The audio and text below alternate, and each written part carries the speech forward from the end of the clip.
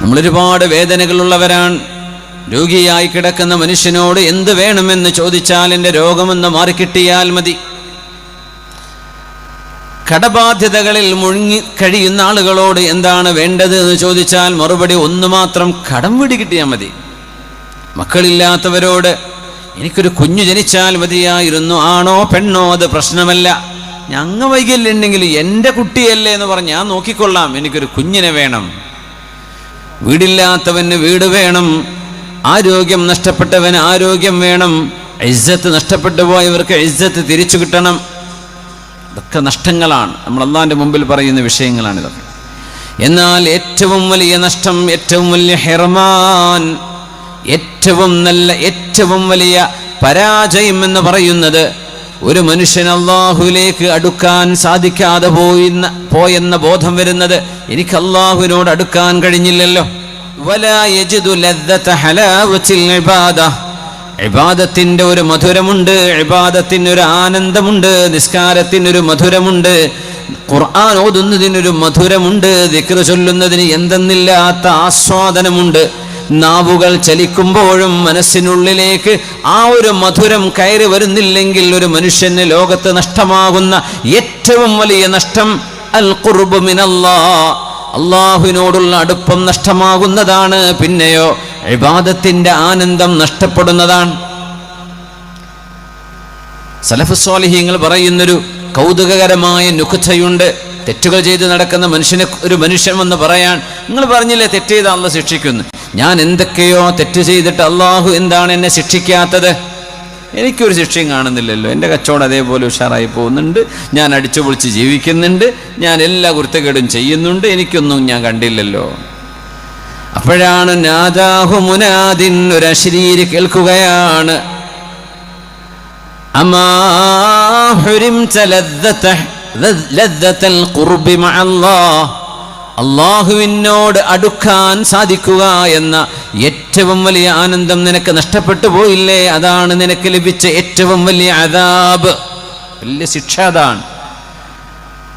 വയശീബുൽ മർഉ ഫിൽ ഇസ്ലാം വലം തുഖ്ബൽ ലഹു സ്വലാഹ്, ഒരു നിസ്കാരം പോലും സ്വീകരിക്കപ്പെട്ടതായിട്ട് ഇല്ലാതെ പോകുന്ന എത്രയോ ആളുകൾ മുസ്ലിമായി ജനിച്ച് നരബാധിച്ച് മരിച്ചു പോകുന്നവരിൽ കാണാം. ഉല്ലം തുഖ്ബൽ ലഹു സ്വലാഹ്, ഒരു നിസ്കാരം പോലും അല്ലാഹു സ്വീകരിച്ചു കാണില്ല.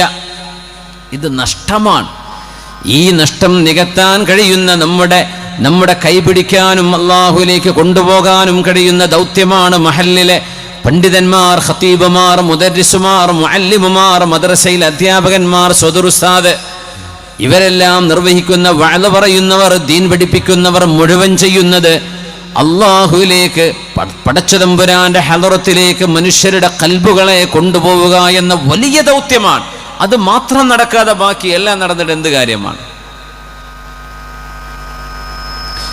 وضرب الله مثلا للذين آمنوا امرأة فرعون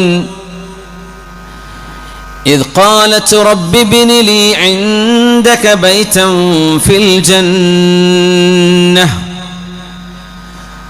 ونجني من فرعون وعمله ونجني من القوم الظالمين ومريم ابنة عمران التي أحصنت فرجها فنفخنا فيه من روحنا وصدقت بكلمات ربها وكتبه وكانت من القانتين. അള്ളാഹുവിനെ വിശ്വസിക്കുന്ന ലോകാവസാനം വരെ വരാൻ പോകുന്ന സർവ്വ ആണിനും പെണ്ണിനും അള്ളാഹു ഉദാഹരണം പറഞ്ഞത്, അള്ളാഹു ഉദാഹരണമാക്കി വെച്ചത് രണ്ട് പെണ്ണുങ്ങളെയാണ്. ആണുങ്ങൾക്ക് ഉദാഹരണം പെണ്ണാണ്, പെണ്ണുങ്ങൾക്ക് ഉദാഹരണം പെണ്ണാണ്. അത് ആരാണെന്നറിയുമോ? ആസിയ ബിൻത് മുസാഹിം, ഫറോവയുടെ ഭാര്യയായി ജീവിക്കുകയും എന്നാൽ തൗഹീദിന്റെ മഹാനായ മൂസാ നബി അലൈഹിസ്സലാമിന്റെ റിസാലത്തിന്റെ പക്ഷം ചേർന്ന് ജീവിക്കുകയും ചെയ്തത് കാരണം ദാരുണമായ ഒരു അന്ത്യം സംഭവിച്ച മഹദിയാണ് ആസിയ ബിൻത് മുസാഹിം റളിയല്ലാഹു അൻഹാ. ഫറോവയുടെ കൂടെ ജീവിച്ചിട്ട് ആ കൊട്ടാരം നഷ്ടമാവുന്നു എന്ന് മാത്രമല്ല, ക്രൂരമായ കിരാതമായ മർദ്ദനങ്ങൾക്ക് വിധേയയായി ആ മഹദി മരിക്കുന്ന രംഗങ്ങൾ ചരിത്രത്തിൽ കാണാം, ഹദീസിന്റെ വചനങ്ങളിൽ കാണാം, അസറുകളിൽ കാണാം. പക്ഷെ അല്ലാഹു ഉദ്ധരിച്ചത് മഹദിയുടെ നാവിലൂടെ വന്നൊരേ ഒരു പ്രാർത്ഥനയാണ്. അത് മരിക്കുന്ന നേരത്താകാം, അതിന് തൊട്ടു മുമ്പാകാം, ഫറോവയുടെയും കിങ്കരന്മാരുടെയും ഭീഷണി വന്ന നേരത്താകാം. എപ്പോഴാണ് മഹദി പറഞ്ഞത്? നാവ് കൊണ്ട് പറഞ്ഞോ മനസ്സുകൊണ്ട് പറഞ്ഞ പ്രാർത്ഥനയാണോ എന്ന് പോലും അറിയില്ല. സൂറത്തു തഹ്രീമിന്റെ അവസാന ഭാഗം, വദറബല്ലാഹു മസല, അല്ലാഹു നിങ്ങൾക്ക് ഉദാഹരണം പറഞ്ഞു തരട്ടെ, ആരാണ് വിശ്വാസി എന്ന് പറഞ്ഞു തരട്ടെ.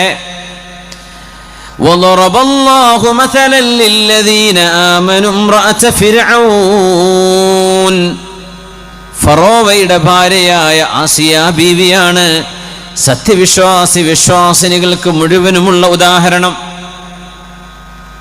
ഇദ് ഖാലത്, എന്തു ചെയ്തു എന്നല്ല, എന്ത് മഹദി പറഞ്ഞു. മഹദിയുടെ മനസ്സിൽ എന്താണ് വന്നത്? റബ്ബി ബിനി ലീ ഇൻദക ബൈതൻ ഫിൽ ജന്നഹ്, സഅലത്തിൽ ജിവാറ ഖബ്ല അദ്ദാർ. റബ്ബി ബിനി ലീ ഇൻദക ബൈതൻ ഫിൽ ജന്നഹ്, പടച്ചവനെ എനിക്ക് സ്വർഗം തരണേ എന്ന് മരിച്ചുപോയ എത്രയോ ആളുകൾ ഉണ്ടാകാം. എനിക്ക് സ്വർഗം വേണം റബ്ബേ എന്ന് പറഞ്ഞു പോയവർ എത്രയോ കാണാം. പക്ഷെ ആസിയ ബീവി ചോദിച്ചത് അങ്ങനെയല്ല. റബ്ബി ബിനി ലീ ഇൻദക ബൈതൻ ഫിൽ ജന്നഹ്, അല്ലാഹുവേ നിന്റെ അരികത്ത് എനിക്കുണ്ടാക്കി തരണം ഒരു വീട് നിന്റെ സ്വർഗലോകത്ത്.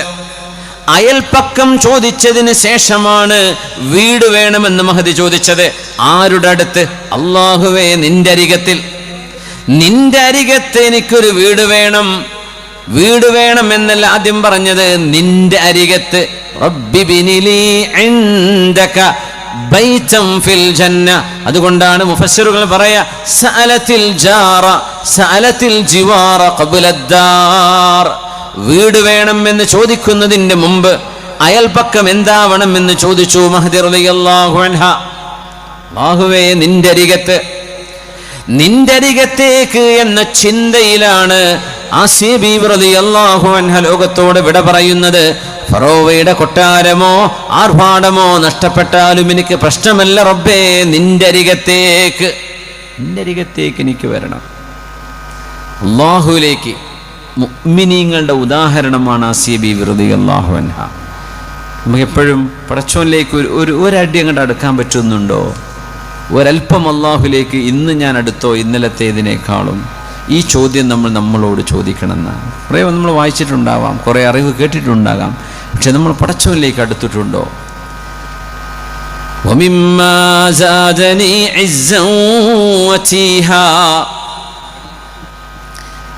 ومما زادني عزا وتيها وكدت بأخمصي أطع الثريا دخولي تحت قولك يا عبادي وأن صيرت أحمد لي نبيا. എംഎൽഎന്റെ നമ്പർ ഉണ്ട് എന്ന് പറയുമ്പോൾ ആളുകളുടെ അഭിമാനം എത്രയാണ്. മന്ത്രി എൻ്റെ ആളാണ്, CI എൻ്റെ ആളാണ്, SI എൻ്റെ. എന്താ, അവരൊക്കെ വലിയ ഇൻഫ്ലുവൻഷ്യൽ പേഴ്സണാലിറ്റീസാണ്, കാര്യങ്ങൾ നടത്തിത്തരാൻ കഴിയുന്നവനാണ്. ദുന്യാവിലെ മനുഷ്യന് വല്ല അസുഖം വന്നാൽ വല്ലതും നടക്കുമോ? അധികാരം പോയ മന്ത്രിയായി, മുഖ്യമന്ത്രിയായും പ്രധാനമന്ത്രിയായി എന്ന് വിചാരിക്കുക, അധികാരം നഷ്ടപ്പെട്ടാൽ പിന്നെ ആൾക്കാർ മൈൻഡ് ചെയ്യുമോ? ഇല്ല.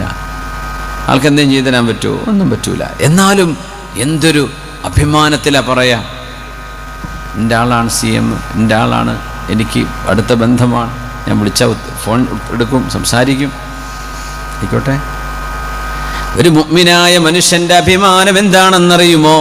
وَمِمَّا زَادَنِي عِزًّا وَشَرَفًا وَكِدتُّ بِأَخْمُصِي أَطَعُ الثُّرَيَّا.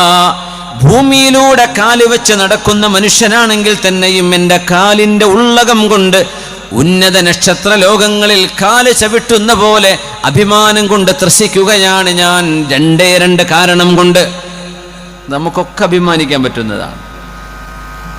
നമുക്ക് സമ്പത്തില്ലാതിരിക്കാം, വീടില്ലാതിരിക്കാം, കച്ചവടം നഷ്ടമായിരിക്കാം, മക്കളില്ലാതിരിക്കാം, മക്കളിലൂടെ, ഭാര്യയിലൂടെ, കുടുംബത്തിലൂടെ, വീടിൻ്റെ ഉള്ളിൽ നിന്ന് ഒരു സന്തോഷം പോലും കിട്ടാത്ത അവസ്ഥകൾ വന്നിരിക്കാം. എന്നാൽ ദുഖൂലി തഹ്ത ഖൗലിക യാ ഇബാദി, എൻ്റെ അടിമകളെ എന്ന് അള്ളാഹു വിളിക്കുമ്പോൾ ഞാൻ അതിൽ പെട്ടുപോയിട്ടുണ്ടല്ലോ. എൻ്റെ ഉടമസ്ഥനാണ് അള്ളാഹു എന്ന ഒരഭിമാന ബോധം ഒരു മുഅ്മിനിന് എപ്പോഴും വേണ്ടതല്ലേ. എൻ്റെ കൂടെ എൻ്റെ റബ്ബുണ്ട്. MLA മന്ത്രിയൊക്കെ പോട്ടെ, എൻ്റെ കൂടെ എൻ്റെ റബ്ബുണ്ട്. പഞ്ചായത്ത് പ്രസിഡന്റും വാർഡ് മെമ്പറും ഇതൊന്നല്ല, നമ്മളൊന്നും എൻ്റെ കൂടെ എൻ്റെ റബ്ബുണ്ട്. ഇത് നമുക്ക് തോന്നാറുണ്ടോ? എല്ലാറ്റിനും കഴിവുള്ളവനാണ് അള്ളാഹു, അല്ലേ? വല്ലാഹു അലാ കുല്ലി ഷൈഇൻ ഖദീർ, എല്ലാറ്റിനും കഴിവുള്ളവനാണ്. നമ്മളൊന്ന് വിചാരിക്കുന്ന പോലെയല്ല.